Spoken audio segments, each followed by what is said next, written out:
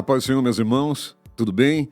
Muito bem, hoje nós temos uma live especial e queremos agradecer a você que está na nossa TV AD Belém e também pelo nosso canal, né, na rádio 88.7. Queremos convidar você que está nos ouvindo pela rádio 88.7 para que depois visite a nossa live no YouTube, TV AD Belém, se inscreva no nosso canal e dê lá um joinha, né? Muito importante, porque isso ajuda o algoritmo a nos espalhar aí pelas redes sociais. Visite também o nosso Instagram, o nosso Facebook, ou seja, todas as nossas redes sociais. O tema de hoje da nossa live é Consciência Negra com Consciência Cristã. O Dia da Consciência Negra, celebrado em 20 de novembro, marca a morte de Zumbi dos Palmares, líder do Quilombo dos Palmares e símbolo da resistência negra contra a escravidão no Brasil. A data surgiu nos anos de 1970, proposta por movimentos negros que buscavam reconhecer a luta, a cultura e a contribuição do povo negro na história do país.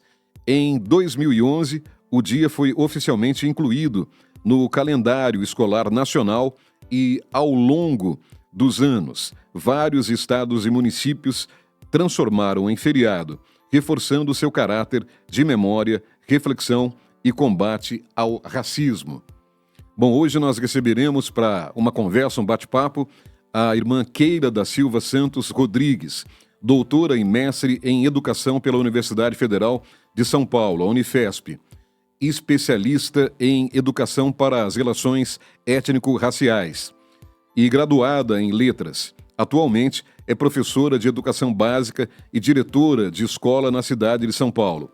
Tem se dedicado aos estudos sobre a história da educação dos negros no Brasil e temáticas sobre as relações étnico-raciais e cristianismo. Membro da Assembleia de Deus, Ministério do Belém, setor 34, Pinheiros, pastor Wilson Faraço e Adriana Faraço. É professora na Escola Bíblica Dominical e auxiliar no Círculo de Oração. Autora do livro O Infiltrado, Benedito Galvão, a trajetória do primeiro presidente negro da OAB de São Paulo, de 1881 a 1943. Também conversaremos com o pastor Samuel Silva. Samuel Silva, natural do Rio Grande do Norte, é casado com Sueli e pai de 2 filhos, Samuel Wesley e Joseph. É assim mesmo que pronuncia, pastor? Joseph? Muito bem. É graduado em Teologia pela Faculdade Unida de Vitória, no Espírito Santo, e pela Escola Antioquia, Vale da Bênção, em São Paulo, e ele também possui pós-graduação em Liderança Missional pela St. John University, no Reino Unido. Além disso, é mestre em História pela Faculdade Teológica Batista de São Paulo. Com uma trajetória marcada pela dedicação ao Reino de Deus, Samuel atua há mais de 2 décadas na mobilização missionária, contribuindo para o fortalecimento da visão missionária e a formação de líderes em diversas regiões do Brasil e do exterior. Autor de livros O Último Profeta, Jesus ou Maomé, a Bíblia aos Olhos do Islã, e no próximo ano, 2026, teremos o lançamento Evangélicos, Ignorantes, Pretos, Pobres, Pardos ou Protagonistas. Muito bem, vamos começar a nossa live. Quero agradecer aqui pela presença, primeiro da irmã Keila. Vamos cumprimentar primeiro as mulheres, a irmã Keila da Silva Santos Rodrigues. Irmã Keila, seja muito bem-vinda. Muito obrigada, já inicio agradecendo essa oportunidade, um prazer estar aqui com vocês. Amém. Pastor Samuel Silva, seja muito bem-vindo. Muito obrigado, eu sou grato a Deus por estar com vocês aqui pela segunda vez para falar de uma temática de extrema importância, que é o Reino de Deus em preto e branco nesse dia tão especial. Glória a Deus, só Deus mesmo para enxergar colorido, né? Muito além das cores que nós enxergamos, né? Bom, meus irmãos, eu queria fazer uma indicação de um livro. Quando a produção aqui da rádio me telefonou para que a gente estivesse aqui, eu procurei alguma literatura para que a gente estivesse conversando, né? E eu tive algumas dificuldades de literatura aqui no Brasil que tratassem sobre essa questão do racismo no Brasil, né? E encontrei esse livro chamado Uma Leitura Negra. Uma Leitura Negra, que é de um pastor norte-americano, Esaú McCalley. E achei maravilhoso. Eu queria começar a nossa conversa, pastor irmã Keila e pastor Samuel, com a introdução do pastor Esaú, do livro, que eu achei muito interessante e parecido com a minha juventude. Eu não sei com a de vocês também. Ele diz aqui, o Sul tem algo a dizer. O Sul dos Estados Unidos era a região onde tinha mais negros, né? E a região com maior segregação racial nos Estados Unidos. Minha mãe fez o melhor que pôde para instilar o evangelho em seus filhos. Era fácil saber onde os McCalleys estavam quase todos os domingos. Compactamente enfileirados no banco habitual da Igreja Batista Primitiva Onion Hill, em Hustonville, Alabama, das 10 da manhã até o Espírito terminar sua obra. Sempre havia possibilidade, contudo, de minha mãe estar cansada demais depois do trabalho na montadora Chrysler para arrastar 4 filhos insubordinados até a casa do Senhor. Para incentivar esse cansaço a realizar sua obra, ficávamos em absoluto silêncio, cada um em seu quarto, na esperança de que ela não acordasse. O sinal de que nosso plano havia falhado era o som de Mahalia Jackson no rádio, quando Mahalia começava a cantar Amazing Grace. Sabíamos que nossa pequena conspiração tinha ido ralo abaixo. Nossa casa vivia envolta em música gospel. Além de Mahalia, não faltavam canções de Sheila Caesar dizendo para alguém impedi-la de fazer uma bobagem, ou de James Cleveland, lembrando-nos de que ele nunca se cansava. Não obstante, nossa rebeldia contra as melodias gospel, elas enchiam nosso lar e formaram nossa imaginação. Meus irmãos, eu abri aqui a abertura do livro Uma Leitura Negra para falar também da importância da mulher, né? Da mulher, especialmente na igreja pentecostal. Sei que também tem um papel fundamental nas igrejas históricas, mas na igreja pentecostal, porque a igreja pentecostal, muitas das vezes, está nas periferias, né? A gente começou o nosso bate-papo aqui falando fora do ar a respeito da minha experiência que eu tive quando fui trabalhar na cidade de Biúna, no interior de São Paulo. E eu tive uma experiência, e minha mãe foi líder de ciclo de oração, irmã Claudivina, que já é de saudosa memória. Então, eu me lembro que quando eu comecei a pensar em trabalhar em rádio, em comunicação, eu sempre fui muito tímido. E na periferia, né, você não tem como se espelhar em alguém, né, para poder fazer esses cursos ou chegar, como o pastor Esaú McCalley também teve esse problema, né? E minha mãe sempre dizia que a gente tinha que acreditar em Deus, ter fé e que a gente podia mais, que a gente tinha capacidade. E minha mãe dizia, eu não tive oportunidade para estudar, mas vocês terão.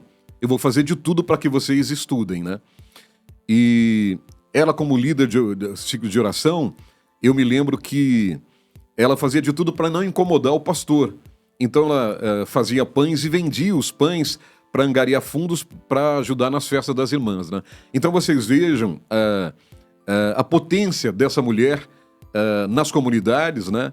E a potência do Espírito Santo na vida dessas mulheres, agregando a família, agregando os homens, muitos desses ainda não convertidos, né? Homens alcoólatras, embriagados, mas que a mulher começa a orar e que às vezes o pastor diz, se você trate o seu esposo diferente, continue dando amor, né? E a conversão, às vezes, começa pela mulher, depois pelo marido e os filhos, né?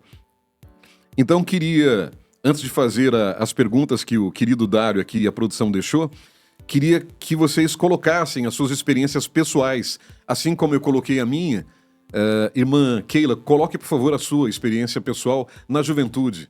Claro, quando você estava lendo, eu me vi nesse banco da igreja também, né? Eu sou tenho mais 3 irmãos, e eu me vi lá sentada com a minha mãe também, os 4 sentados e não poderia sair, né, ir ao banheiro, nem tomar água, tinha que prestar atenção no culto. Não tinha salinha para criança, o nosso culto era ali, a gente aprendia os hinos da harpa, prestava atenção na palavra, não podia andar durante a leitura da palavra, né, e assim nós fomos formados, moldados, e eu dou graças a Deus pela minha mãe, né, pelo caminho do círculo de oração que ela me ensinou a orar, essa riqueza, né, que é ter Jesus na vida, por meio da minha mãe, do meu pai também, que despertou o gosto pela leitura da palavra. E ele dizia: filha, negro no Brasil não tem valor, sem educação menos ainda, estude.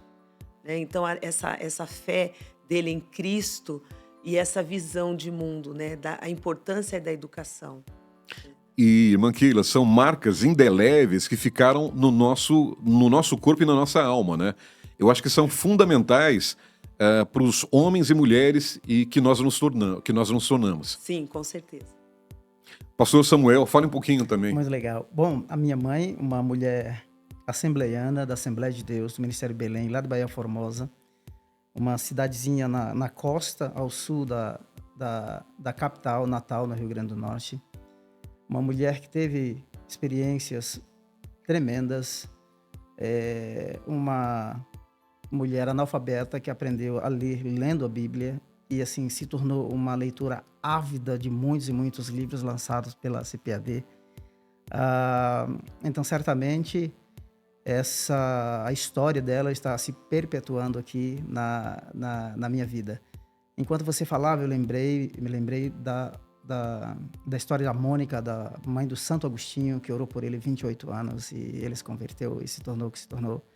A mãe do John Wesley, que é a Susana Wesley, que diz que Wesley foi o que foi, porque nos encontros que ela tinha individualmente com ele, ela descobriu muitas habilidades e começou a investir muito na vida dele. Então, a mulher realmente tem uma influência tremenda na vida dos filhos. Então, mães, irmãos, irmãs, não percam a oportunidade de transmitir conteúdo para os seus filhos, porque certamente irão frutificar muito para toda a eternidade.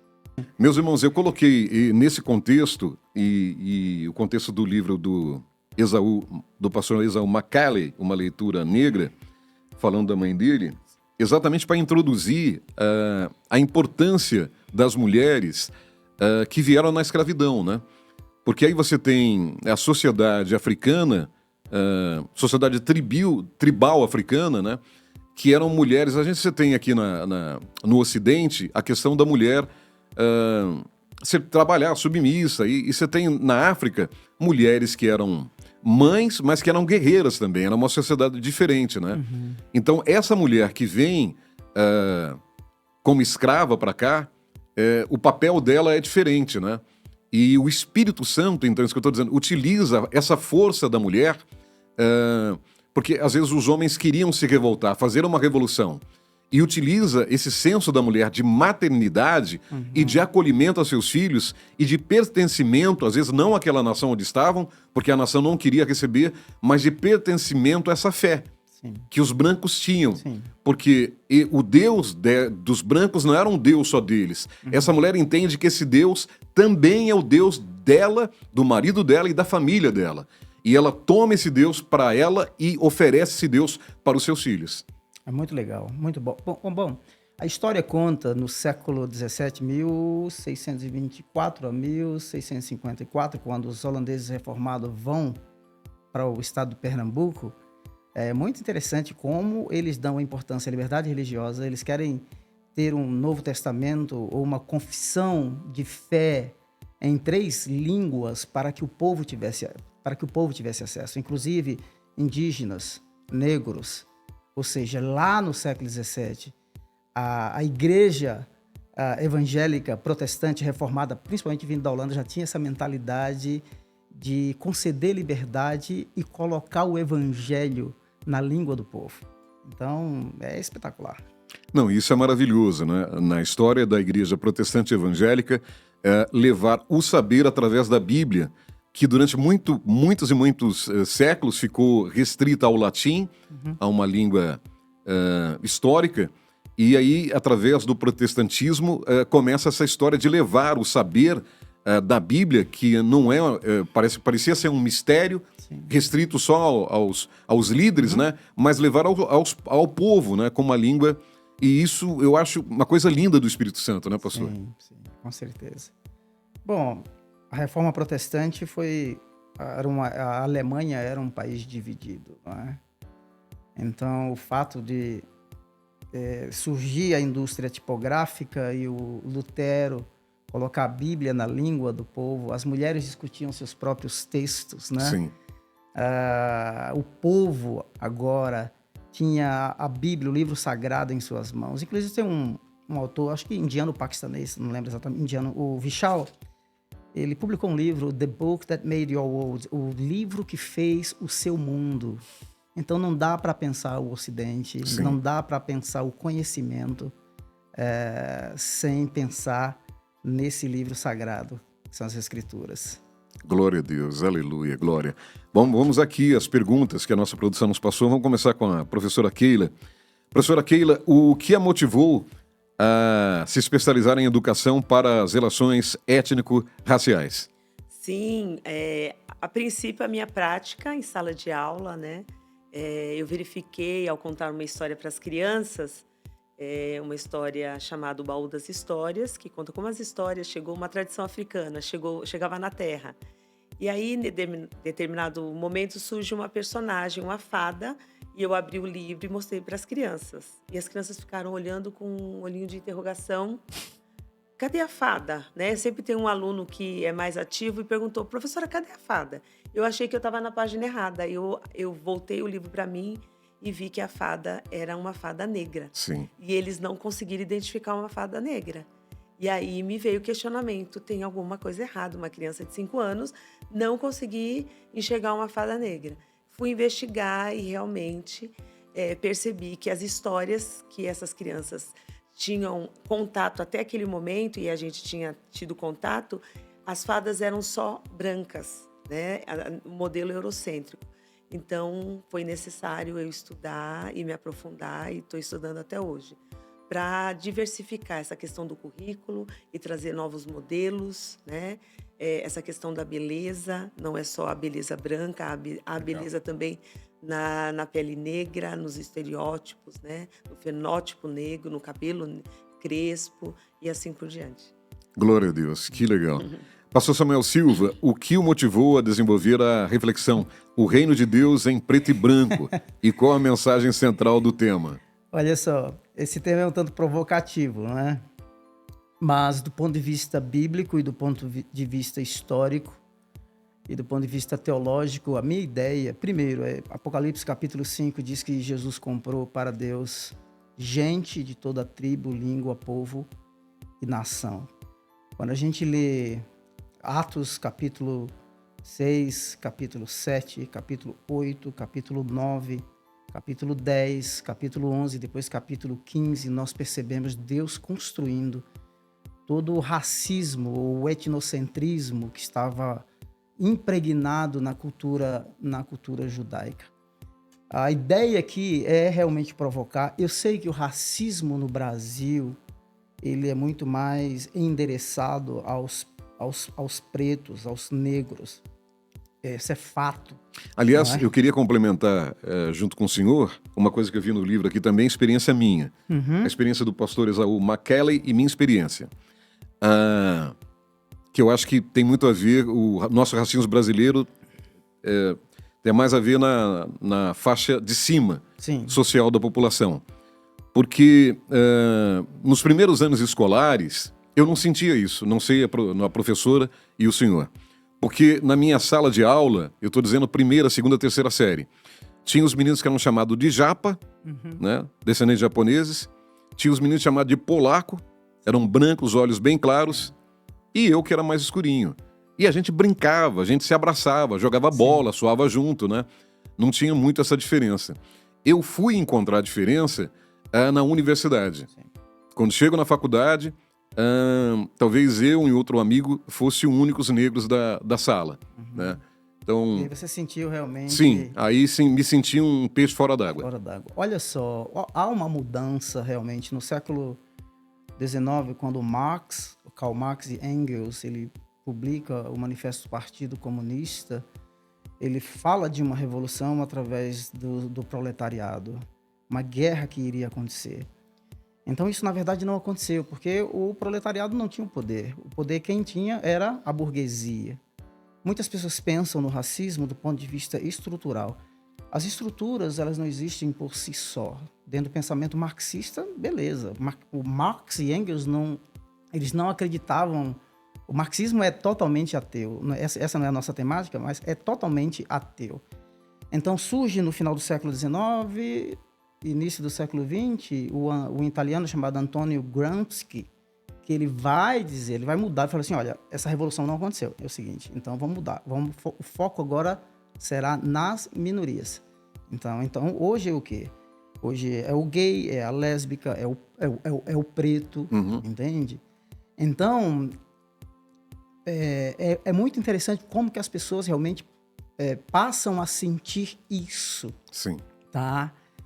Só que por trás de tudo isso, no fundamento de tudo isso, está, do ponto de vista político e ideológico, a desconstrução do pensamento ocidental, que quer queiram aceitar ou não, ela tem princípios bíblicos. Tem um cara que escreveu um livro chamado Os Guinness. O Os Guinness, ele escreveu a Carta Magna para a Humanidade. Ele fala de uma revolução baseada na Bíblia, na revelação do Sinai, e uma baseada na Revolução Francesa. Ele diz assim que a do Sinai é ame a Deus acima de todas as coisas e o próximo como a você mesmo. Então, as políticas identitárias, isso me preocupa muito. Por quê? Porque ela segrega. Sim. Agora, por exemplo, mês de abril agora, numa conversa num aplicativo, um italiano foi chamado de cabeça branca, escravista e europeu, não é? E o Supremo disse que isso não se constitui injúria racial. Por quê? Porque branco não é minoria. Então, quando eu defino o reino de Deus em preto e branco, tá? Eu estou dizendo que a mensagem do evangelho põe pretos e brancos, tá? Põe judeus e alemães. A palavra escravos, ela vem de eslavos. Era um povo branco. Os primeiros escravos não foram os pretos. Sim. Entende? Então, o Império Otomano... E eram ativos, né? Sempre Ativos. foi questão de ativo financeiro, né? Financeiro, trabalho forçado, né? Tirados de sua terra, levado para outra que não era a sua. Cristãos. O livro Uma Leitura Negra, o pastor Esaú Macaulay lembra que os negros americanos, ainda na época,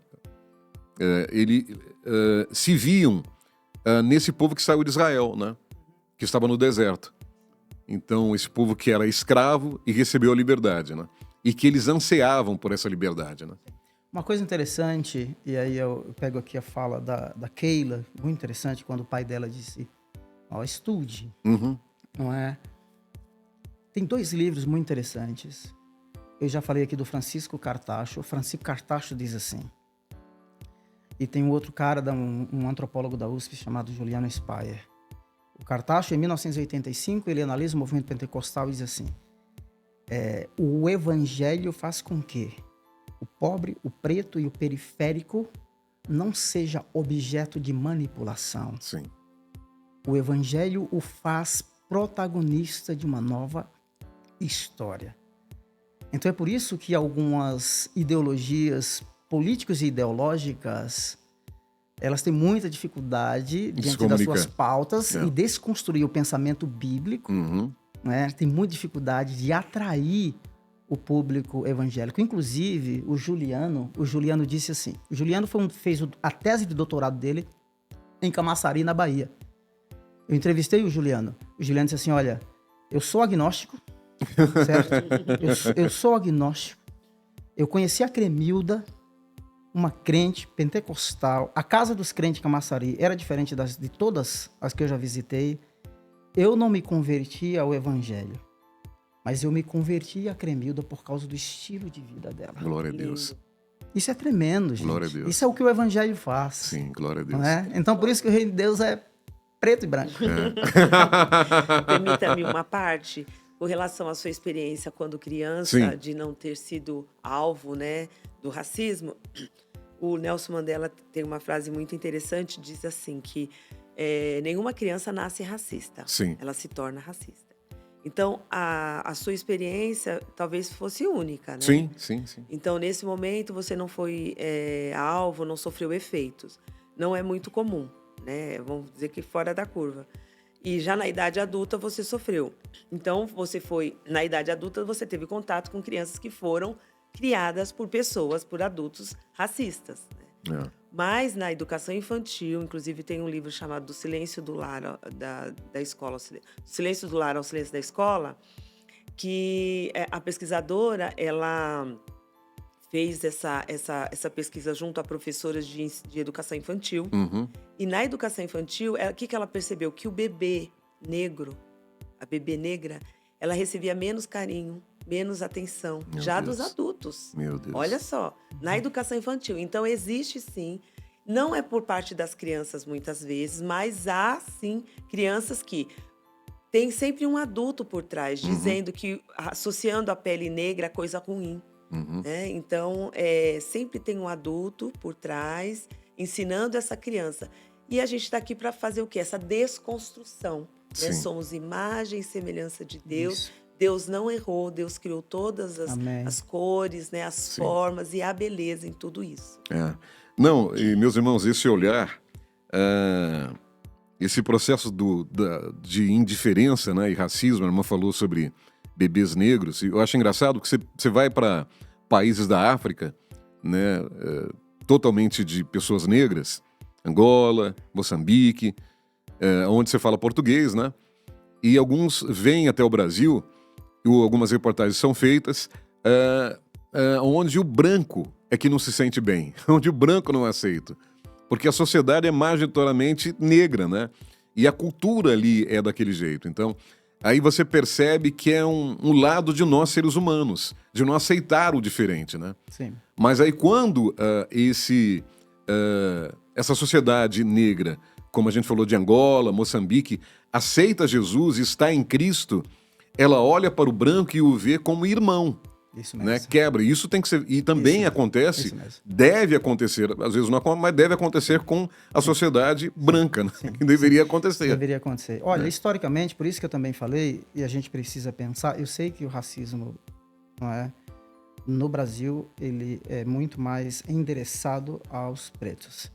Mas, por exemplo, eu tenho uma foto, e quem quiser procurar no Google pode procurar,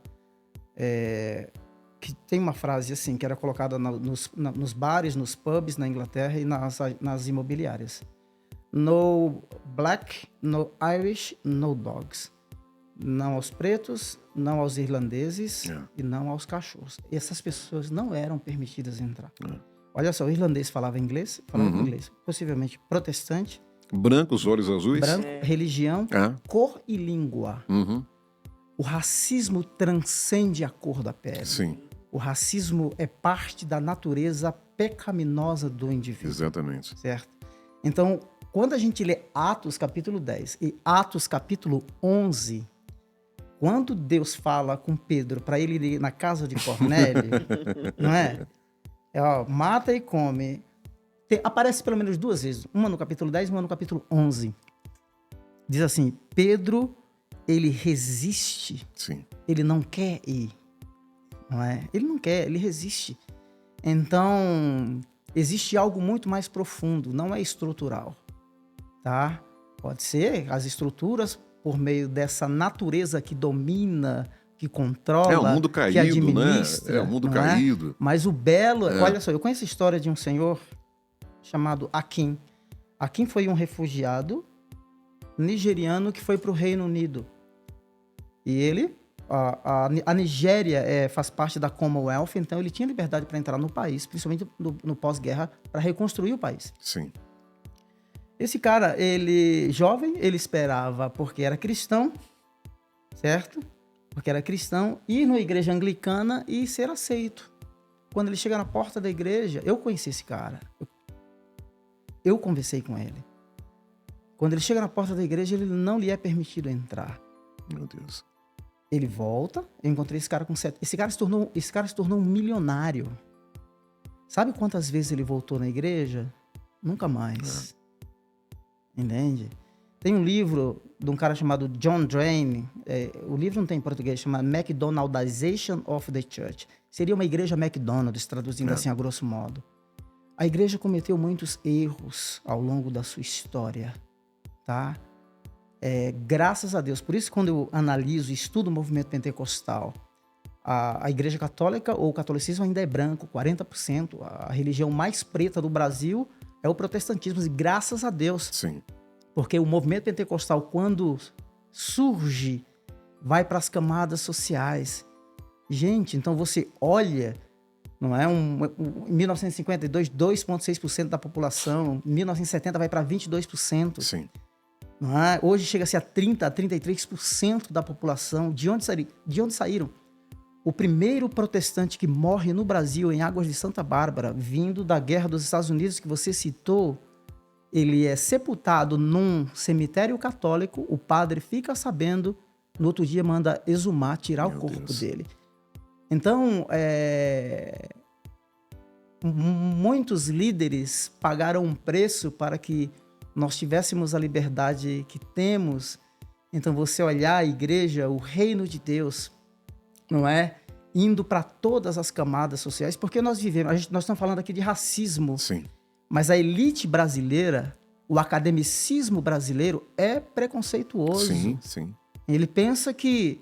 Eu trabalho isso no meu próximo livro. Eles pensam que... Eles querem pensar por nós. Inclusive, 2000, os evangélicos no Brasil foram chamados de massa ignara.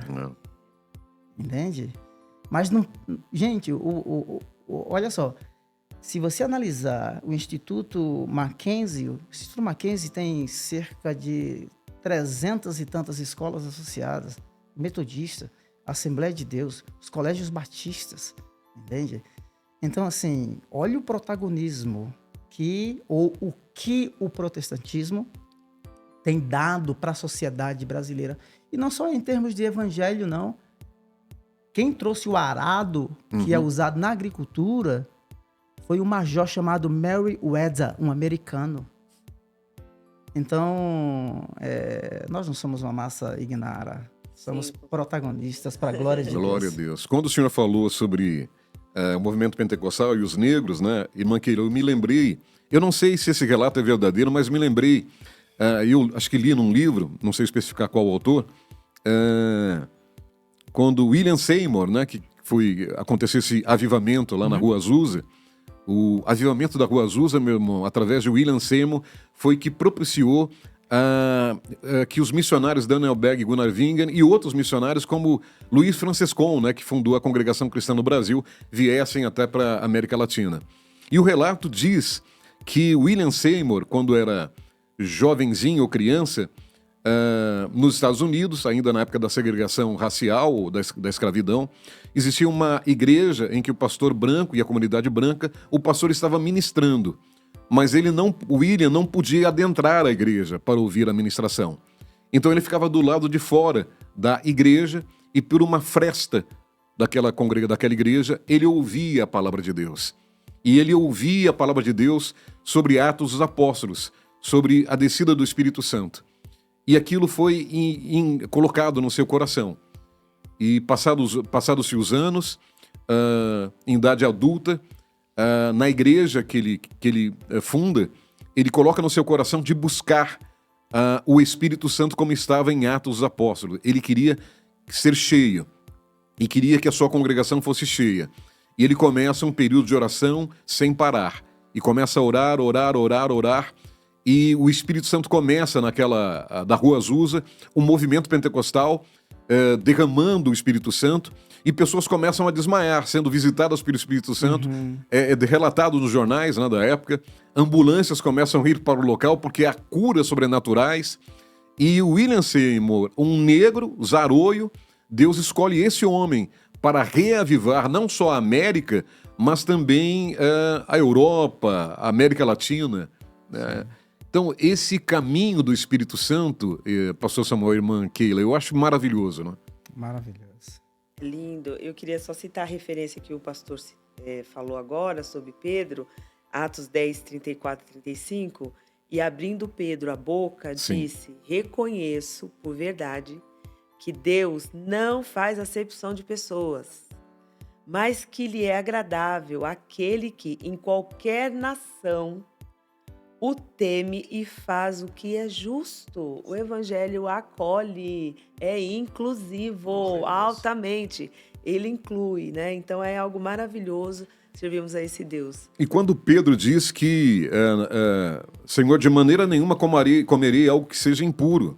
E o que Jesus fala? Que não transforme em impuro aquilo que eu purifiquei. Sim. Né? Uma coisa que nós temos que tomar muito cuidado, e a todos que estão nos ouvindo, é que é muito interessante nós pensarmos que a igreja, ela precisa, diante da revelação ou diante das escrituras, Sim, ela precisa aprender com Deus. sim. A experiência de Pedro, há pelo menos 2, 3 redefinições. Pedro, diante dessa experiência profunda, dessa revelação, o John Stott fala que ele redefine o conceito sobre quem Deus é. Deus não é uma propriedade exclusiva dos judeus. Certo? Segundo, John Stott diz que Deus redefine para Pedro o conceito de povo. O povo de Deus agora não é só judeu, judeus e gentios. A terceira coisa, o conceito de reino. O reino de Deus não está restrito à terra de Israel. É Jerusalém, Judeia, Samaria e até os confins da terra. Glória a Deus. Uma coisa que eu quero dizer para todos que nos escutam, e eu desconfio e falo abertamente, não é? Qualquer ideologia sociopolítica e religiosa que põe você com algemas ideológicas e que segrega e que separa, desconfie dessa mensagem. Sim, Sim. Porque a mensagem do evangelho é outra. sim. A mensagem do evangelho é uma mensagem de reconciliação, Perfeito. que põe pretos e brancos, pobres e ricos. É só olhar Atos dos Apóstolos. Né? A propriedade do Barnabé não foi suplantada, não foi tomada à força. Foi dada generosamente.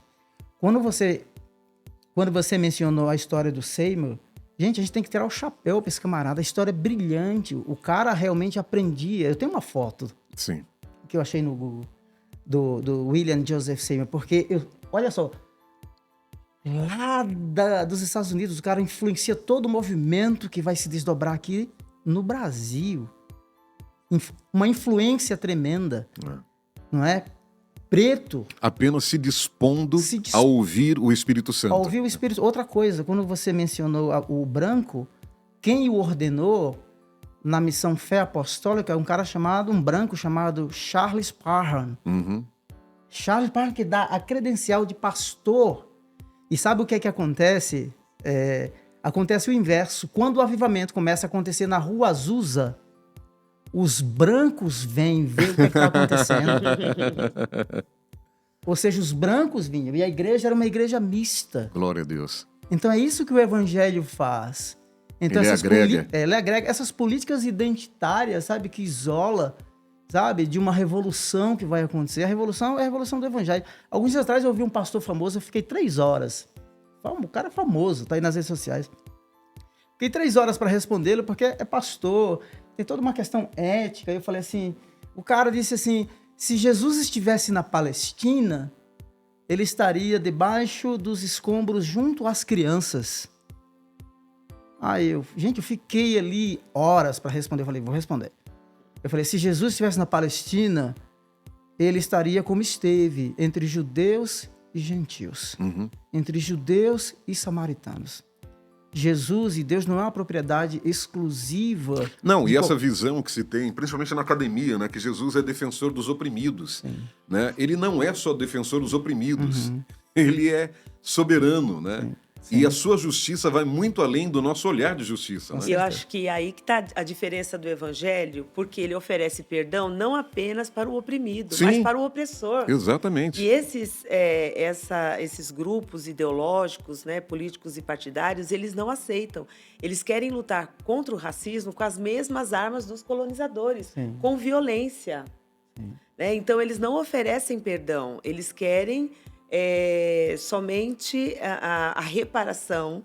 Né? E Jesus não, ele veio... É como a gente vai tratar do bullying com a criança, você não pode oferecer tratamento somente para a criança que foi ofendida, que sofreu bullying. Você tem que tratar quem está também exercendo bullying sobre aquela criança. Sim. Aquela criança é adoecida também, ela está em sofrimento. E o Evangelho traz isso, que é a revolução, que o Martin Luther King também era muito criticado, a revolução pelo amor. Sim. É o amor ao próximo.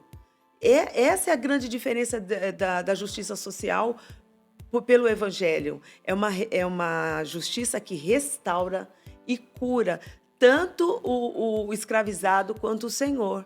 E aí a gente vai lá para Filemon. Não tem mais senhor e nem escravizado. Isso. Tem um senhor acima de vocês. Isso mesmo. Essa é a beleza do nosso Evangelho, É isso mesmo. desse nosso Jesus, que cura todo o coração ferido.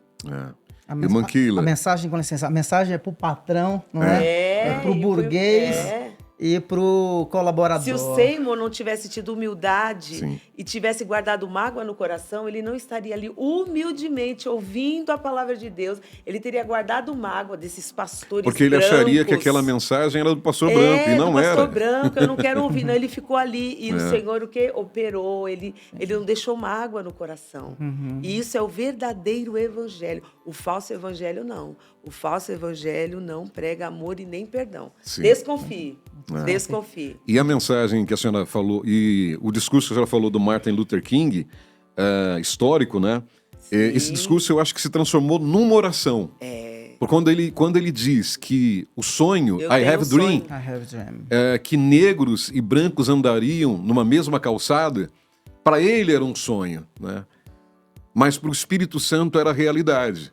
Então, quando hoje você chega nos Estados Unidos e vê negros e brancos entrando no mesmo shopping, na época os negros tinham que ficar no fundo do ônibus, né? Sim. E hoje podem compartilhar. Para ele era sonho, mas para o Espírito de Deus e para Deus era realidade. Era uma voz profética, né? Tem uma outra expressão que ele usava muito, que é a questão da escuridão. Não pode expulsar a escuridão.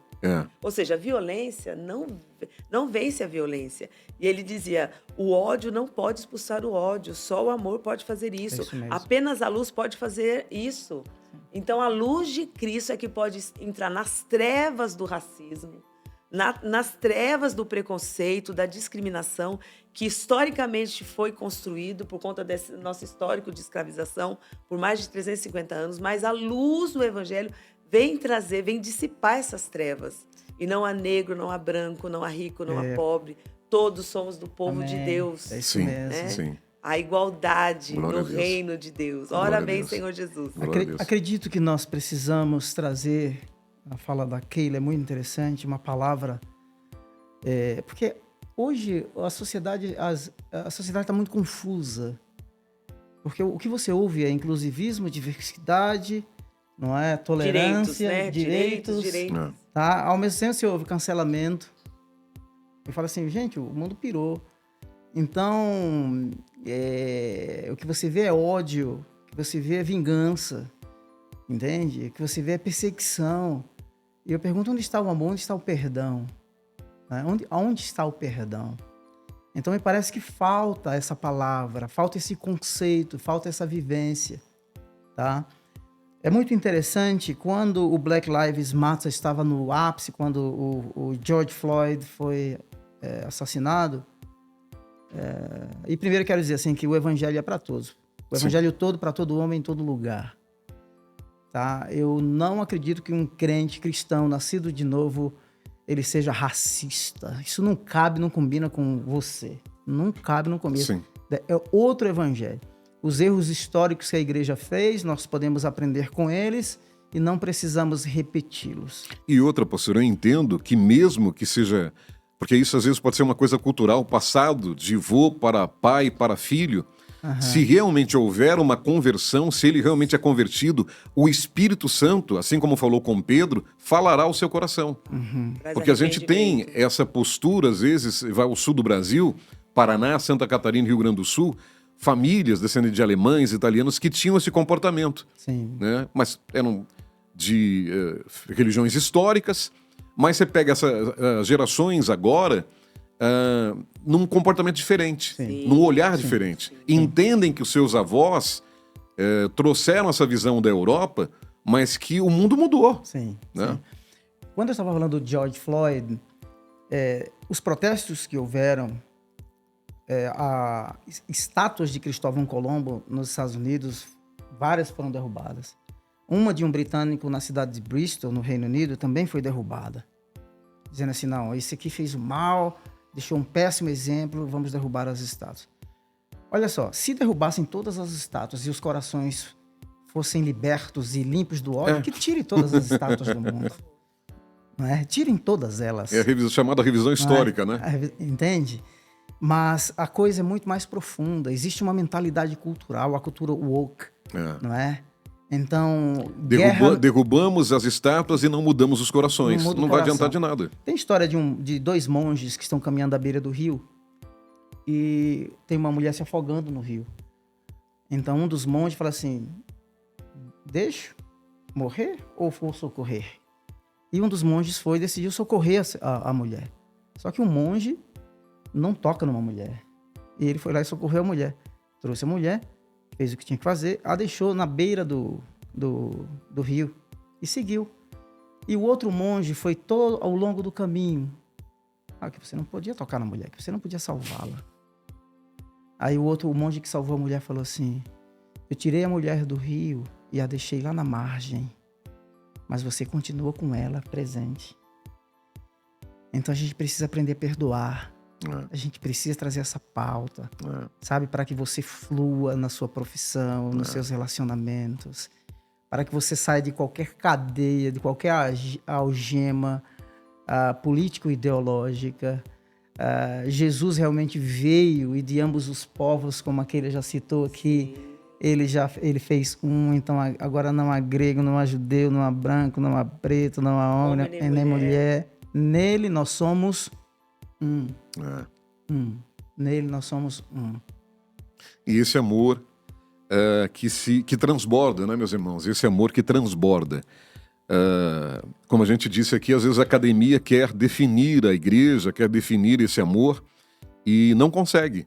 Define, às vezes, né, a aparência do evangélico, do protestante, histórico, do pentecostal, mas esse amor e o Espírito de Deus é muito difícil para a academia entender, até porque a academia, como o senhor disse, não se rende a Cristo. Não estou falando a totalitária da academia.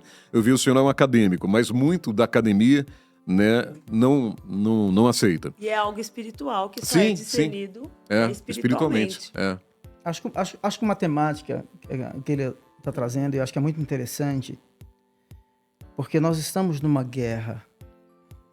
Ok? A fundamentação da ideologia marxista, ela é uma cosmovisão, que é uma visão de mundo que acredita que o ser humano não é a imagem de Deus, mas ele é uma construção social. Sim. Tá? E isso precisa ser desconstruído. Tá? Então a gente vive nessa guerra, nesse choque. Então, pastores, líderes, professores, a gente trabalha dentro de escola, fazemos capelanias, a gente percebe o ambiente. Eu entrevistei adolescentes que dentro da universidade, os acadêmicos perguntarem, você crê nisso, no capitalismo? Tem algum idiota que pensa desse jeito? Sim. Você é crente? Você entende? Então, assim, há realmente toda uma fundamentação para desconstruir, não é? Os valores da família, tá? Os princípios éticos e cristãos. E eu fico, às vezes, pensando assim, se a igreja realmente não se preparar para responder com mansidão e temor à razão da esperança que há em nós, sabe? Cerca de 70% dos jovens que vão para as universidades, eles se desviam. Então, isso é muito perigoso. Então, nós precisamos observar. E tem uma outra coisa que está em curso na sociedade brasileira, é que, olha só, nós não éramos ninguém. Eu até falo aqui nesse meu flyer sobre o evangelho, do obscurantismo ao protagonismo e sua futura trajetória no cenário de polarização política do século XXI. Nós não tínhamos voz e nem vez. Sim. Né? Não tínhamos voz e nem vez. O padrão ético e moral de um colaborador, de um funcionário, no início do século XX, sabe? Dentro de uma empresa, todo empresário gostaria de ter um crente pentecostal, assembleano, trabalhando para ele. Porque ele não estava em confusão, certo? Era pontual, um padrão ético e moral. Sem vícios. Né? Serviço. Sem vícios. Entende? Então a gente sai aí, ó, desse obscurantismo aí em 2018, porque há uma ameaça aos valores cristãos, e é muito mais, você que está me ouvindo, vou mencionar o nome de um político aqui, a questão não é política, é que crenças e valores nossos estavam sendo ameaçados. Sim. O Paul Hibbert, um antropólogo, ele diz assim, que quando os pilares de um povo, suas crenças e seus valores são ameaçados, ele reage. Por quê? Porque é a existência desse povo que está sendo ameaçada.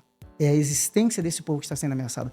Por isso, em 2018, evangélicos católicos se juntam e elegem Jair Messias Bolsonaro.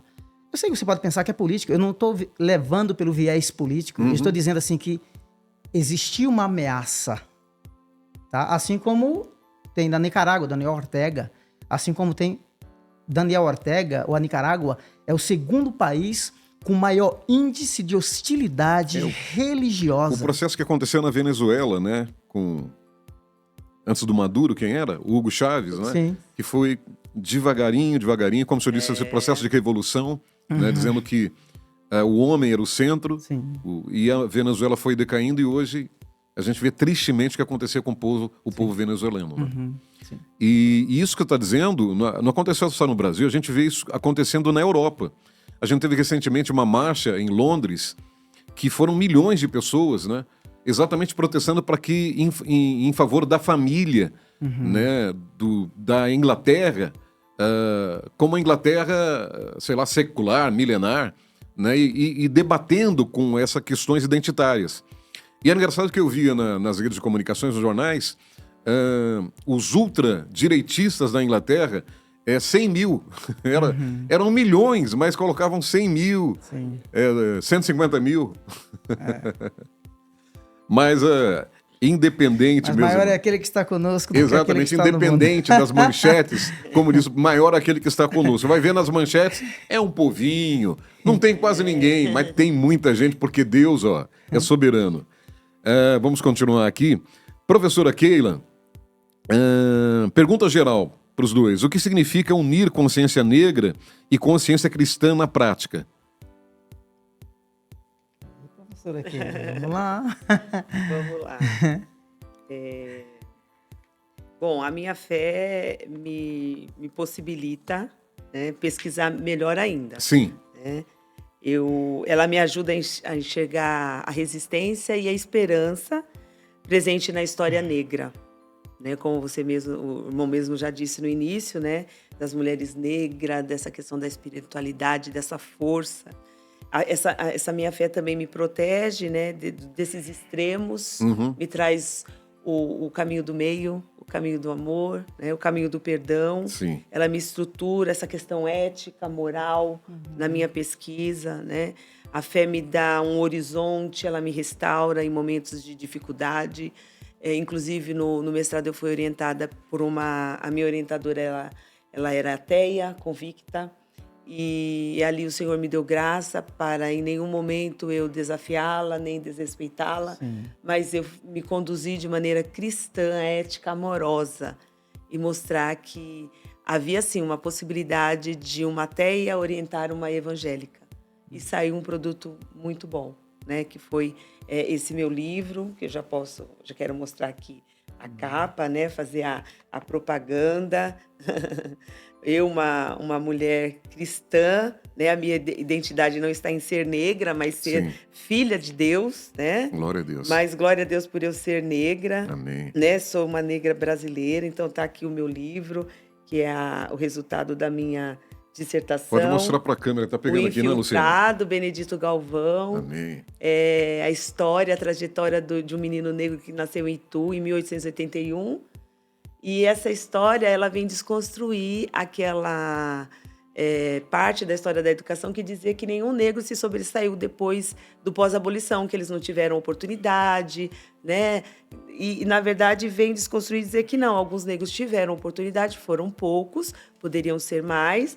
E esse daqui foi um aluno brilhante, teve oportunidade e chegou a esse cargo aqui. E até porque, se eu não me engano, havia uma questão científica, né, pastor Samuel, de que os negros, o cérebro dos negros tinham menos neurônios do que os brancos. É um absurdo. Sim. Né? Sim.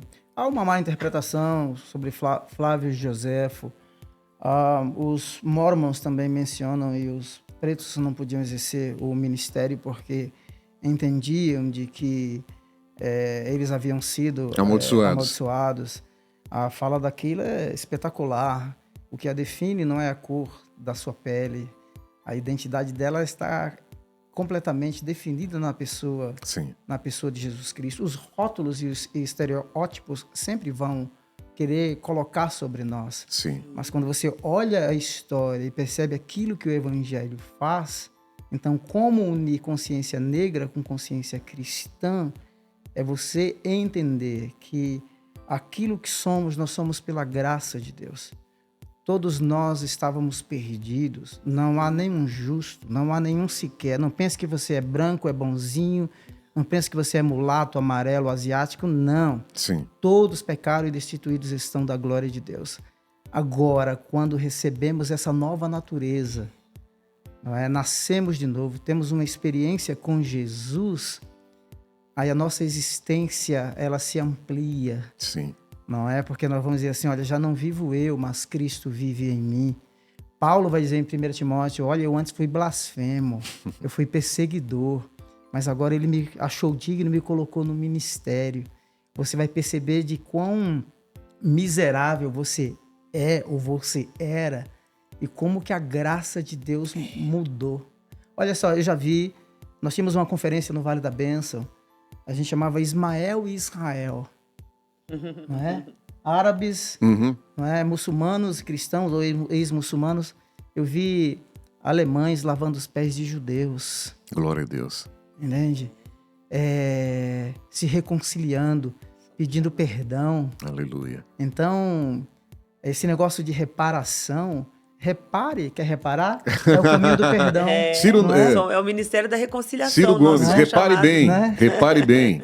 É reconciliar. Alguns dias, quando eu falei da temática que vou falar amanhã, no Dia da Consciência Negra, sobre o reino de Deus em preto e branco, porque eu tenho visto realmente, por exemplo, protestos contra os judeus.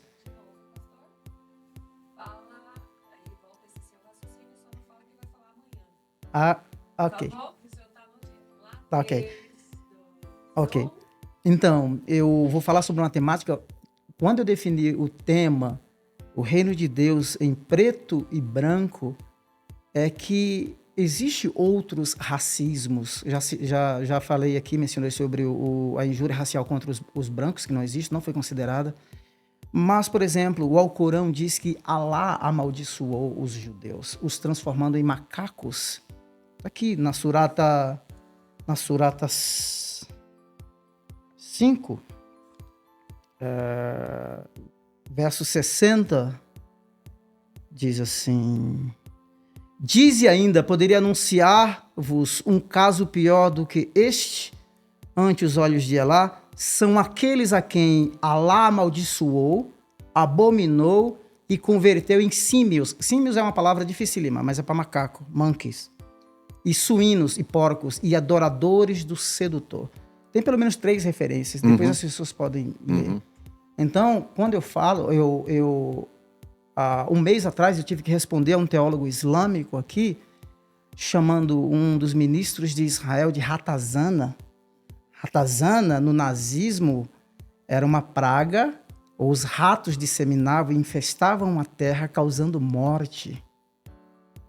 Eu falo assim, como que você pode tratar uma pessoa desse jeito? Entende?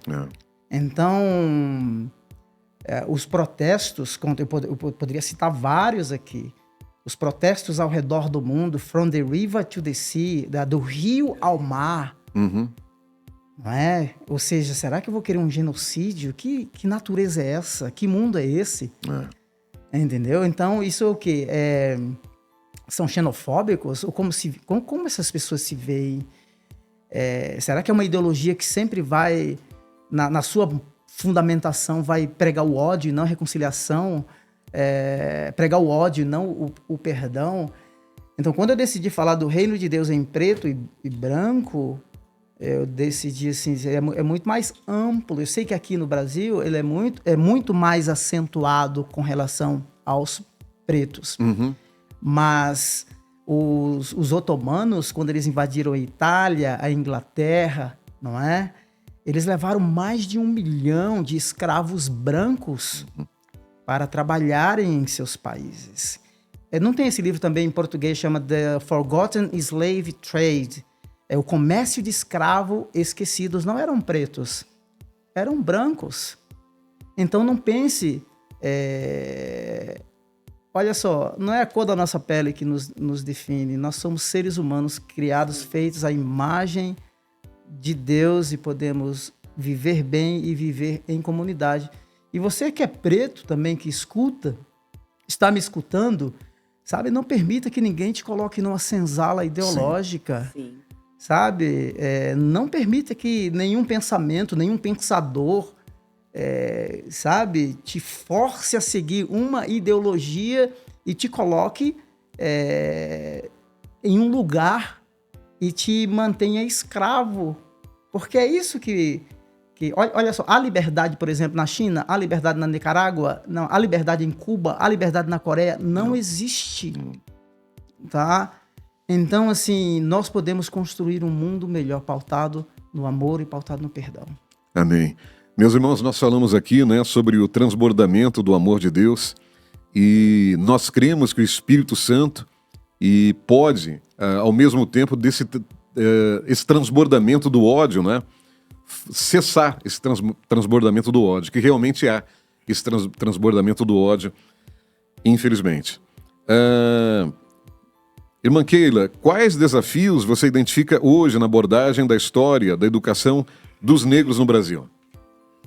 Bom, são vários os desafios, mas acho que os mais acentuados é a falta de preparo dos professores, né, da educação dos negros, né? Falta de conhecimento, nós precisamos de formação, revisar essa literatura. Nós estudamos poucos autores negros, então a gente precisa de mais literatura.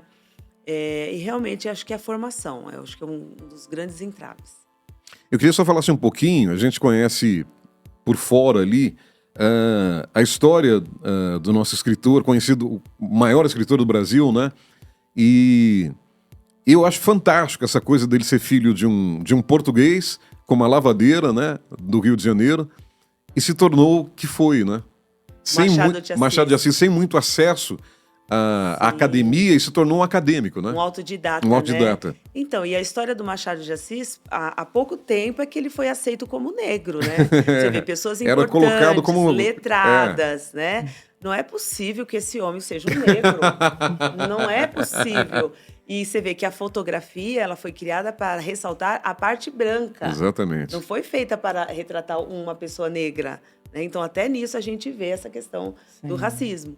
E aí os movimentos negros que foi reivindicando essa negritude do Machado de Assis. Sim. Então, o nosso maior autor, ele era negro, né? Então, olha que coisa interessante. E começou a sua vida, acho que ali numa favela, numa região, sim, né, periférica. Ele estudando, e um autodidata inteligentíssimo.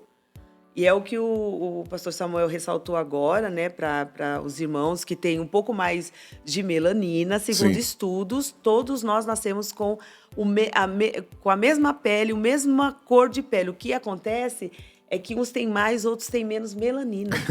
É verdade. E a melanina é uma questão geográfica também. Sim. Olha como a natureza é sábia, Sim. como o nosso Deus é sábio. Quem mora num país muito quente precisa de muita melanina para proteger. Quem mora num país frio não precisa de tanta melanina. A mesma coisa a espessura do nosso nariz. Quem mora num país frio precisa de narinas bem afiladas. Se entrar muito ar frio, congela o pulmão. Olha que sabedoria. Então, não se menospreze, não se veja menor. Pelo contrário, se veja imagem, semelhança de Deus, filho amado, né, aceito na família de Deus. E assim a gente vai seguindo e louvando a Deus. Você viu que não é só teologia, é ciência. A verdadeira ciência confirma, né, a palavra de Deus. A gente tem algumas políticas reparatórias, algumas eu acho importante, mas, queridos, eu acho tão importante, além disso, esse desejo de Machado de Assis de que ele se achava capaz. Não tinha nenhuma política de reparação naquela época, mas ele se achava capaz e ele lutou por tudo aquilo. Não foi lhe dado de mão gratuita, né? É autoestima, né? Sim. Autoestima. Mas, na maioria das vezes, porque assim, com essa desumanização dos corpos negros, né, essa questão do racismo científico inferiorizando, isso vai sendo introjetado. Você não pode, você não consegue. Os estudos na área das ciências humanas, né, e da psicologia, psicanálise, vai explicar isso. Né? Nós temos... E cada um recebe isso de uma forma. Existe uma história de um médico que recebeu em seu consultório dois meninos que foram criados por um pai alcoólatra. E os dois tiveram destinos diferentes. Um se tornou um alcoólatra também, e um outro se tornou uma pessoa bem-sucedida na vida. E esse médico perguntou para ele, o que aconteceu? Fez a pergunta para ele, o que aconteceu com vocês? E a resposta deles foi a mesma. O que você esperaria de alguém que foi criado por um pai alcoólatra? Então, como a pessoa vai reagir ao que fizeram com ela é que vai fazer a diferença. Exato. E é a mensagem que a gente deixa aqui para quem está nos ouvindo. Nós precisamos reagir ao que fizeram conosco. Então, Jesus, ele nos traz isso daí, essa questão de nós reagirmos com amor, com perdão, sem rancor, sem mágoa. Se nós reagirmos da mesma forma, nós vamos ter o mesmo destino. Sim. Com certeza. Das pessoas que nos oprimiram, que nos magoaram, que nos feriram, né? Então, a gente precisa reagir de forma diferente. Não pagar o mal com o mal. Né? E quando quando você disse... Você ou senhora? Tanto faz. Quando você disse que... sobre a vitória de escrever um livro, né? Mais do que como mulher negra, como mulher. Mas aí tem a questão histórica, né? Porque isso aconteceu comigo. Eu imagino que tenha acontecido com você também. Que é se ou a mãe ou a avó, né? Olhando com um olhar de orgulho, a minha negrinha venceu. Sim. Aquilo que eu não consegui, filha. Você conseguiu, filha. Você venceu. Sim, eu represento. Né, com um canudo, com um diploma, Sim. porque a minha mãe olhou para mim quando na colação de grau, né? Aquilo para ela era uma coisa muito... Uma coisa que ela não podia atingir. E eu vi os olhos dela de orgulho, né? De um patamar que ela não podia atingir. Né? Sim, valorizar esse espaço. Eu estou aqui representando não apenas uma mulher negra, mas uma mulher cristã da Assembleia de Deus, auxiliar de círculo de oração, professora de escola dominical, mãe, avó, né? Com muita alegria eu estou aqui. Então, se eu conseguir, cada uma das irmãs que está me ouvindo pode também entrar numa faculdade, ser usada por Deus, florescer onde Deus te plantar. Glória a Deus. Glória a Deus. Pastor Samuel Silva, de que maneira sua experiência fora do Brasil e a experiência de mais de 2 décadas na mobilização missionária contribuiu para o debate sobre diversidade dentro da igreja? Tô ficando velho, em mais 2 décadas. Olha só, eu venho de uma família também muito, muito pobre. Meu pai foi um pescador, 50 anos. Eu li o meu primeiro livro com 24 anos de idade. Com 7 anos de conversão, Deus me deu o privilégio de fazer, eu vou chegar no ponto da missão, Deus me deu o privilégio de fazer uma graduação e fazer um mestrado. com 33 anos, eu fui para a Inglaterra para aprender inglês. A Inglaterra, para mim, foi uma experiência espetacular, porque eu pude ver uma cidade tão diversa. Na Inglaterra, ou em Londres especificamente, fala-se mais de 600 línguas, não é? Tem mais de 200 diferentes nacionalidades.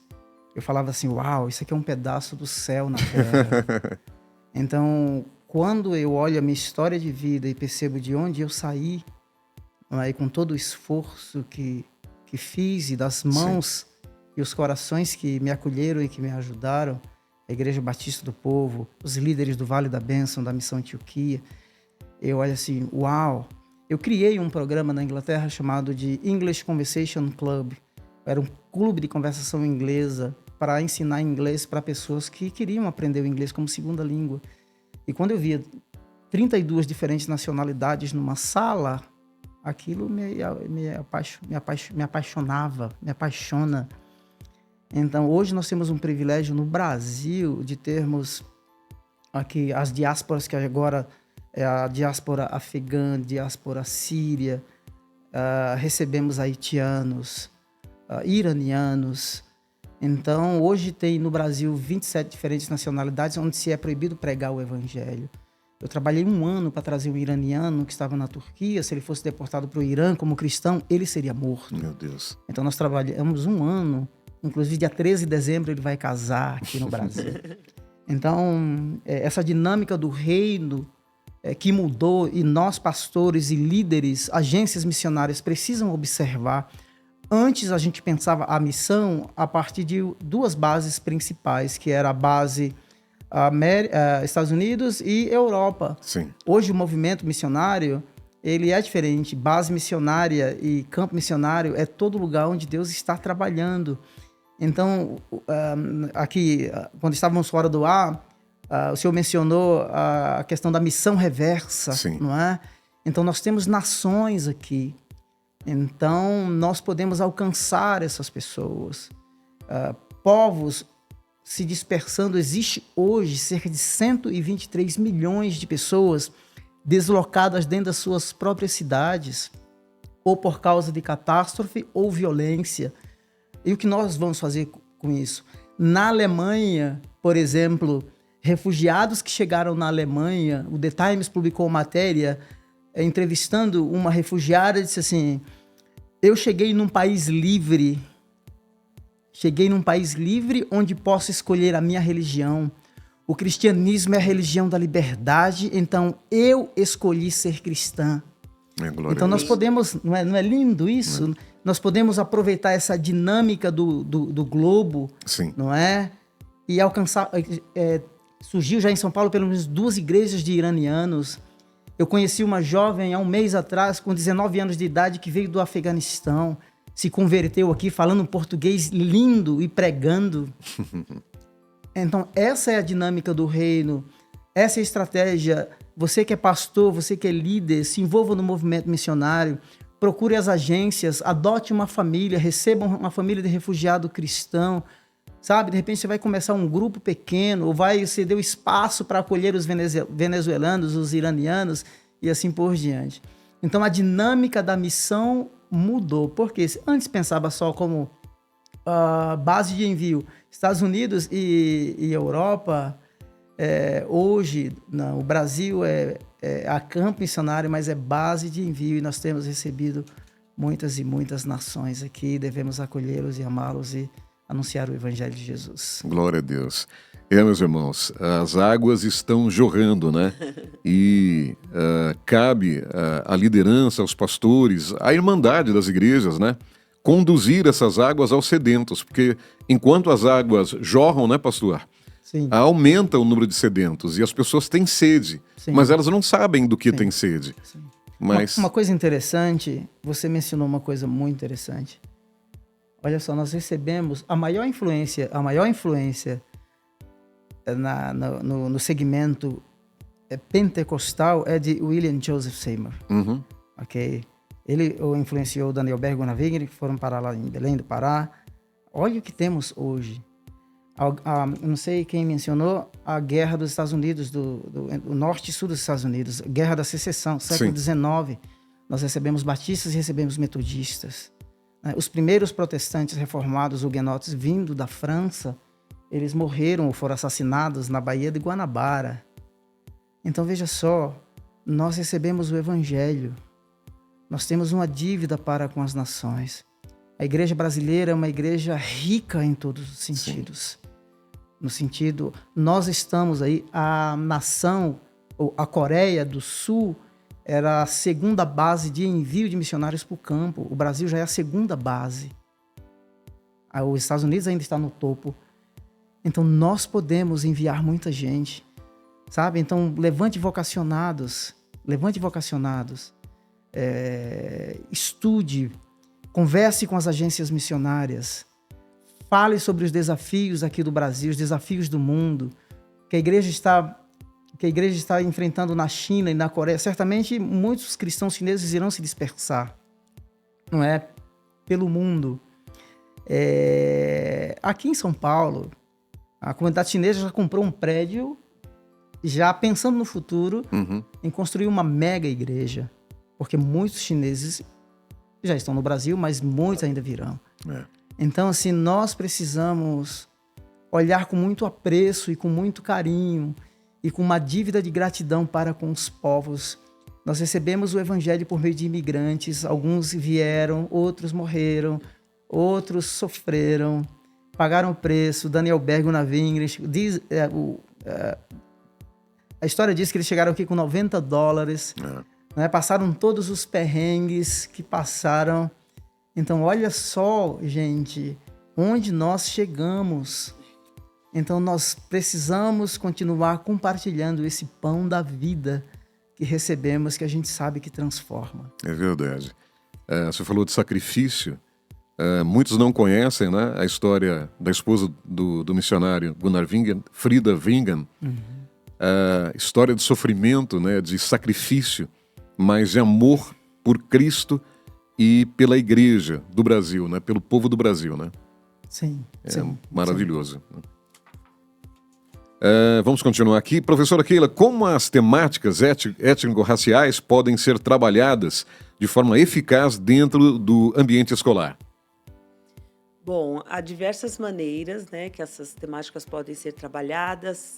No caso da educação infantil, com histórias nas quais personagens negros estejam em posição de destaque, né, não em posição de desvalorização, como havia nos livros, né, antigamente. E por meio de oficinas, há várias formas, mas para isso também é necessário formação, preparo. Não dá para a gente trabalhar uma temática tão sensível sem preparo, né? Precisa desse preparo. Sim. E aquele calor, né, que os professores têm para poder ministrar as aulas, né, e passar esse conhecimento para as crianças, né? Pastor Samuel, como a igreja brasileira pode fortalecer uma visão missionária que também seja sensível às questões étnico-raciais? Olha só, acho que a primeira coisa, eu já mencionei aqui, é a igreja entender de que a sua verdadeira missão é anunciar o evangelho a toda criatura. Sejam brancos, pretos, pobres, pardos, ricos ou pobres. O evangelho de Jesus Cristo nos põe ao redor da mesa, não é? E ele não trata absolutamente ninguém com parcialidade, que não há nenhuma superioridade racial em hipótese alguma. Eu tenho hoje uma preocupação com a igreja brasileira em alguns aspectos, apesar desse crescimento de 30% a 33% e possivelmente até 2035 chegar a 35% ou quase 36%. As previsões eram chegar até 39,6%. É uma igreja que ela está ficando muito ensimismada, olhando para si. O movimento da igreja em célula foi um movimento bom, pequenos grupos, mas muitos pastores cometeram a besteira de trazer todos os missionários que estavam no campo. Infelizmente, isso é uma aberração antibíblico e uma desobediência ao chefe, né, o Big Boss, que disse assim, vão por todo mundo e preguem o evangelho a toda criatura, então está fazendo o inverso. Uma outra preocupação e eu acho que vale a pena pontuar isso aqui. Quando eu estudo, por exemplo, o crescimento da Assembleia de Deus e mesmo das igrejas históricas, e houve um divisor de águas em 2018, quando a igreja elegeu quando eu falo igreja, eu falo assim, os cristãos, evangélicos de todos os protestantes, católicos de todos os segmentos se uniram e elegeram Jair Messias Bolsonaro. Então, hoje, eu percebo que por causa desse potencial político da igreja, e a igreja pode decidir. Não, ela tomou uma posição, né? Nós tomamos uma posição, né? Ela pode decidir, não é? Então, quem está no topo ou exercem os seus cargos, e eu acredito, tá? Acredito na vocação política, acredito que Deus realmente chama, Deus escolhe. Tá? O Jimmy Carter nos Estados Unidos, um exemplo de cristão, e vários aqui no Brasil. Mas a minha preocupação é que a gente seja arrastado para essa arena, sabe? E a fé seja politizada. Sim. Porque essa não é a nossa missão. O Dr. Martin Lloyd Jones, no seu livro Puritanos, a sua origem e os seus sucessores, ele diz assim, olha, que propaganda política nunca encheu igreja. Então nós precisamos, pastores, preparem os seus vocacionados. Seja um engenheiro, seja um médico, seja um político. Ajude-o a entender a vocação política. Seja ele, vamos dizer assim, um ativista cristão por meio do evangelho, como foi William Wilberforce, um branco britânico, membro do parlamento, que trabalhou 18 anos para abolir o escravagismo do Brasil. Então, o político, ele tem o protagonismo, ele pode exercer muita influência propondo boas políticas públicas, mas a mensagem do evangelho não deve ser relegada à arena política. O evangelho é supracultural. Sim. Jesus não anunciou o evangelho lá nos cárceres, né,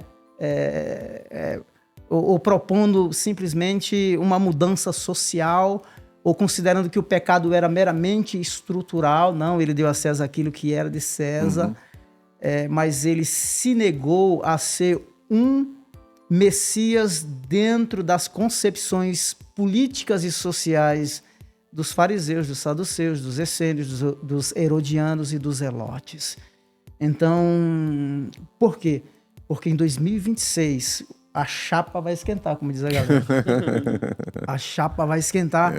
Então, nós temos a responsabilidade. Sim. É interessante que o Francisco Rolim Cartacho, no seu livro, não tem esse livro mais impresso, eu comprei num sebo, encontrei.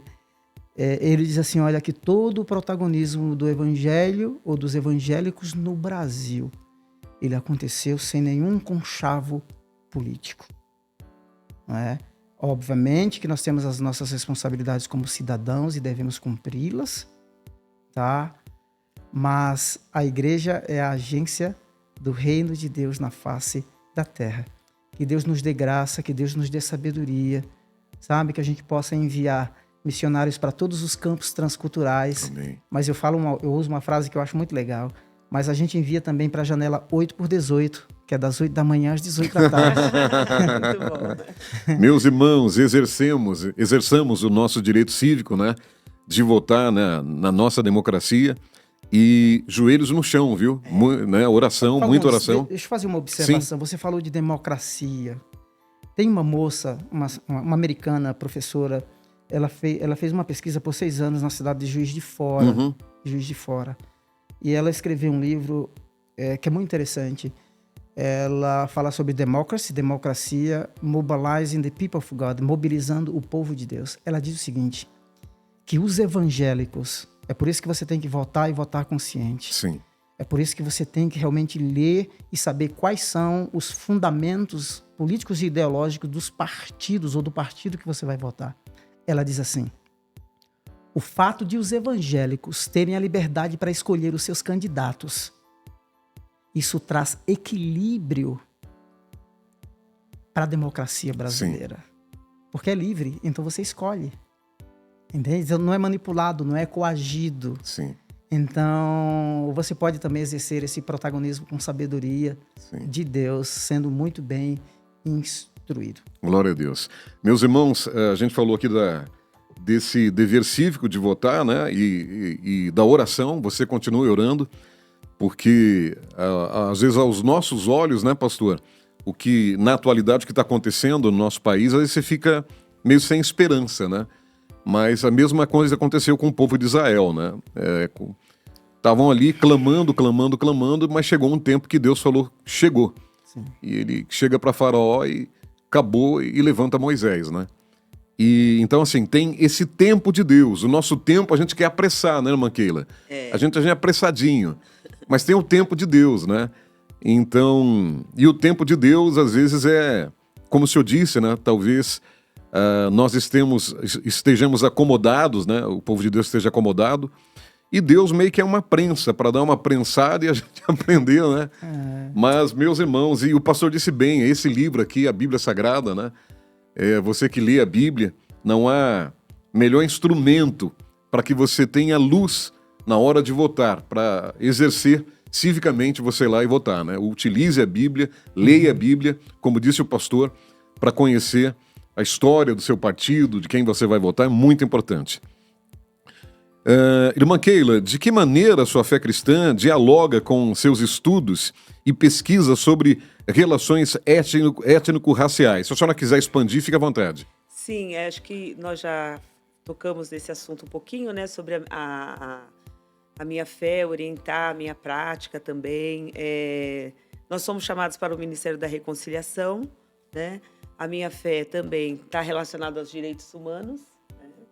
E o amor ao próximo, a valorização do ser humano.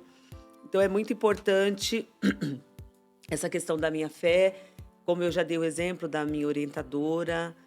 Foi muito importante eu ter base na palavra, ser orientada por ela, né? Foi uma jornada muito frutífera e Chegou uma proveitosa. hora que a sua orientadora, chegou algumas perguntas, chegou a falar... Porque sempre há questionamentos na academia, né? Da pessoa perguntar, mas Keila... Ela perguntava se eu era da linha progressista ou mais conservadora. Ela perguntava perguntam muito sobre dinheiro, né? Se a gente Sim. dá dinheiro na igreja. Aí eu falava, olha, ninguém nos obriga, nós precisamos manter... Então eles acham que você tinha um relacionamento, mas seu relacionamento se baseava principalmente no dinheiro. É no dinheiro, e assim, eles têm muito preconceito. E nos discriminam, né? Sim. Porque eles não conhecem a nossa rotina, não sabem também que na igreja precisa pagar a água que nós tomamos, né? Tem ali os produtos de higiene, tem a igreja física, que precisa ser mantida, assim como uma instituição de ensino, que precisa de funcionário, então...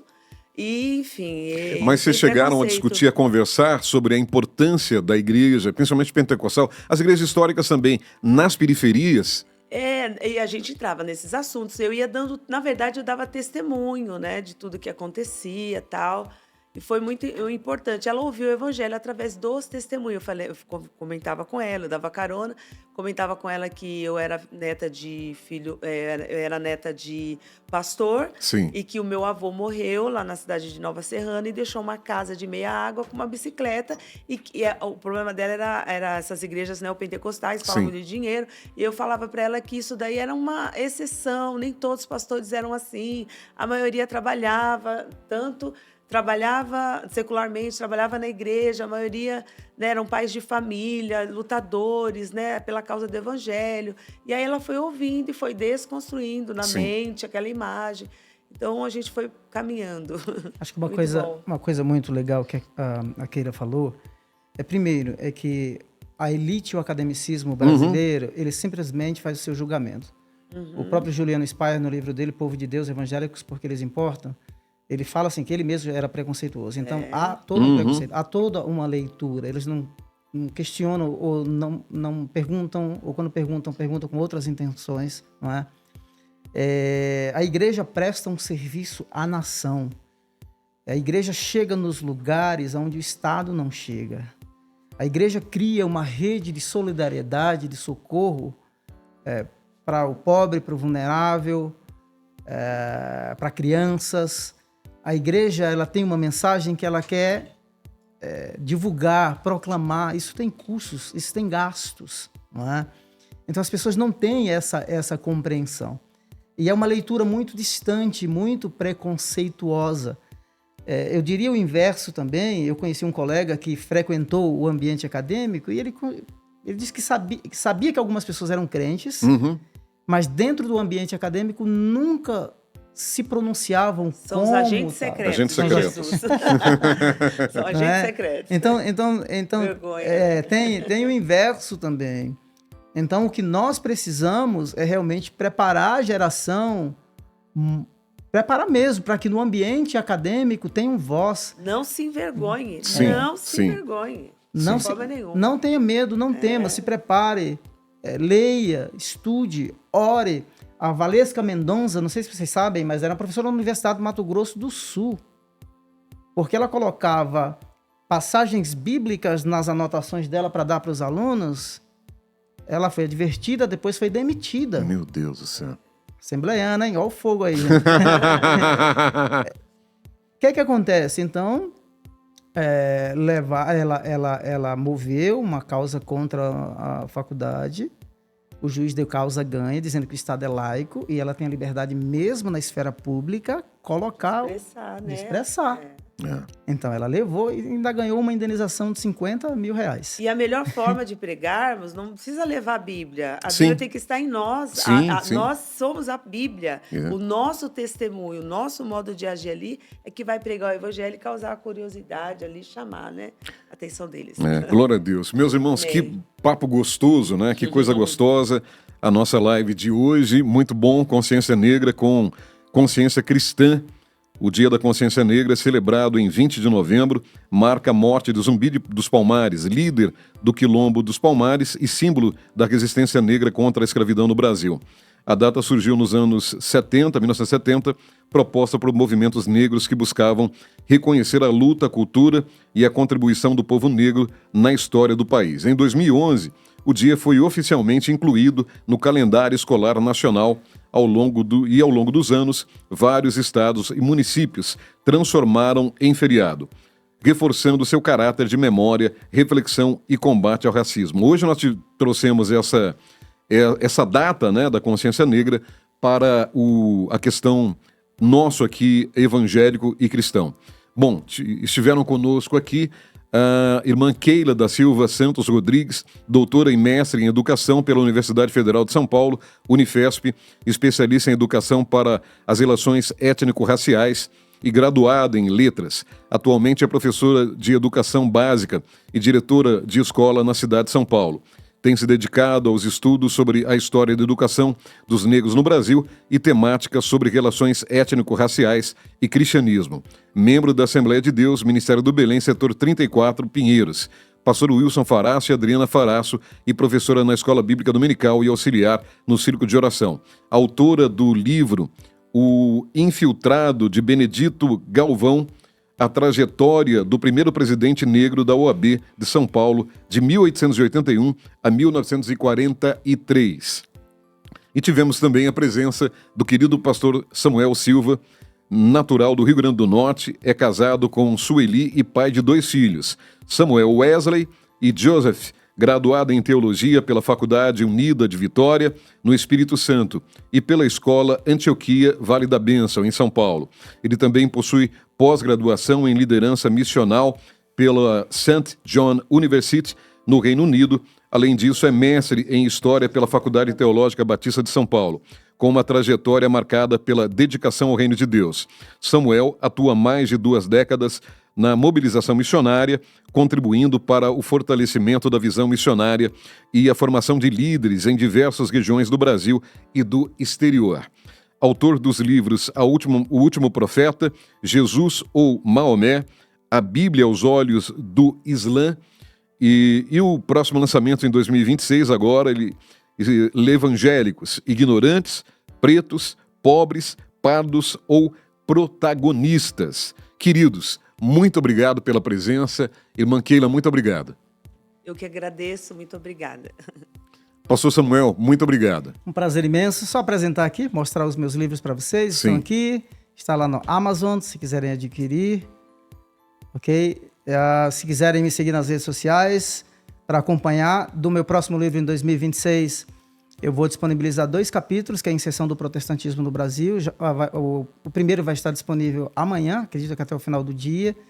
Então você vai receber um link, pode entrar também numa comunidade que eu criei lá no meu Instagram, @PR Samuel Silva _. E minha gratidão, obrigado por me receberem aqui mais uma vez, obrigado Luciana, o Dário, a toda a equipe, que Deus continue abençoando a Assembleia de Deus, Amém. Ministério Belém, exercendo esse protagonismo e essa influência para anunciar o Evangelho de Jesus Cristo, que promove perdão, salvação e reconciliação, que põe ao redor da mesma mesa, no mesmo grupo, na mesma sala de aula, pretos e brancos, pobres e ricos, porque nele, Amarelos. em Cristo, nós somos amarelos, nós somos um. Pastor, ore por nós, que essa oração, sabe que a oração através de rádio, internet, ela vai muito longe, né? Sim. Então, essa oração para aproximar os que estão longe, por favor. Amém. Senhor, obrigado por esse ministério, obrigado por esse meio aqui de comunicação, que certamente nós, a partir de São Paulo, nós iremos para o mundo, entraremos em muitos lares, veículos. Deus, em nome de Jesus, eu oro por esse ministério para que o Senhor continue os fazendo florescer e crescer e que a gente, como vocacionados, diminua e que o Senhor sempre cresça e que o nome de Jesus continue sendo conhecido e anunciado. Obrigado pela vida do jornalista, do Fagundes, da professora Keila, toda a equipe que aqui organizou. Deus eterno, nós vivemos numa sociedade tão polarizada, tão dividida, tão segmentada, mas o Senhor Jesus, quando abriu os braços dele na cruz do Calvário, que ele disse, tudo está pago, ali a terra estava se reconciliando por meio dele com os céus. E obrigado porque de ambos os povos o Senhor fez um. E que nós somos um povo do reino. E não importa a cor da nossa pele, não importa quão polarizada, segmentada Aleluia. E às vezes hostil a sociedade se torne, nós queremos continuar sendo o mensageiro da paz. Nós queremos continuar sendo pacificadores e levar o amor que lança fora todo medo, que lança fora o ódio. Queremos anunciar o perdão. Onde essa mensagem entrar, se há corações feridos, Deus eterno, se há pessoas que por causa da cor da sua pele realmente foram segregadas, ouviram palavras de maldição, que essas memórias, Deus eterno, sejam agora redimidas pela graça de Jesus. Deus eterno, que a identidade dessa pessoa seja definida e redefinida pelo sacrifício de Jesus Cristo. Jesus que nos amou profundamente, a ponto de dar a própria vida dele. Em nome de Jesus. Oro, Deus, para que haja perdão. Oro para que famílias que se dividiram, que se fragmentaram pelos conflitos, por separações, por dores, Deus, as quais eles mesmos não sabiam como lidar. Deus, que tenha uma experiência do perdão e da reconciliação. Eu oro a Deus em nome de Jesus. Amém. Amém. Meus irmãos, queremos agradecer esse espaço, né? Nosso pastor-presidente, pastor José Wellington Bezerra da Costa e o pastor Wellington Júnior, toda a diretoria da nossa igreja e a nossa equipe aqui, Luciana Loureiro, todos que nos ajudaram nesse bate-papo. Muito obrigado. Deus abençoe. Paz do Senhor.